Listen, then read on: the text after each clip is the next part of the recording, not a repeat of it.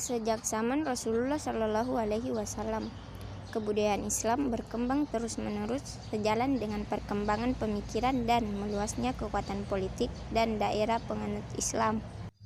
Terbentuk bermacam-macam struktur, ide, dan lembaga-lembaga dalam politik, lapangan ibadah, lapangan hukum, lapangan seni, lapangan ekonomi, lapangan sosial, dan bermacam-macam lapangan kebudayaan yang lain. Yang jelas benar menonjol dalam perkembangan kebudayaan Islam yang berpusat pada Al-Quran itu adalah kedinamisannya menyerbu keluar dari keterbelakangan kebudayaan bangsa Arab yang hidup terpencil di gurun-gurun pasir yang tandus dan keluasan berpikir yang mendorongnya.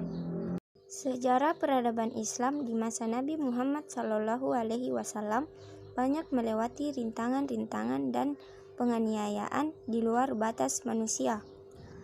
Namun demikian orang Muslim selalu bersabar dan istiqomah di jalan-jalannya. Begitu juga dengan Nabi Muhammad SAW selalu bersabar dan istiqomah dalam menyiarkan agama Islam dari periode Mekah hingga ke periode Madinah. Nabi Muhammad SAW bukan hanya sebagai seorang Rasulullah yang diutus untuk menyebarkan ajaran Islam, melainkan juga sebagai pemimpin negara yang pandai dan berpolitik.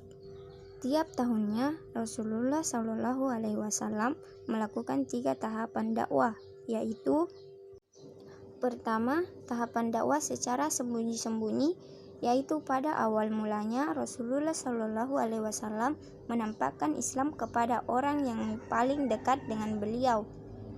Kedua, tahapan dakwah secara terang-terangan, yaitu sekitar tahun 613 Masehi, 3 tahun setelah Islam disebarkan secara diam-diam, Muhammad mulai melakukan penyebaran Islam secara terbuka kepada masyarakat Mekah. Respon yang ia terima sangat keras dan masif.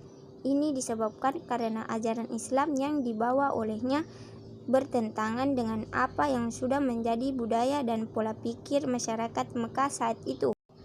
Ketiga, tahapan dakwah di luar Mekah, yaitu karena keadaan semakin mendesak, tekanan di sana-sini terhadap pengikutnya, Rasulullah memerintahkan agar kaumnya hijrah dan mendakwakan Islam ke Habasyah.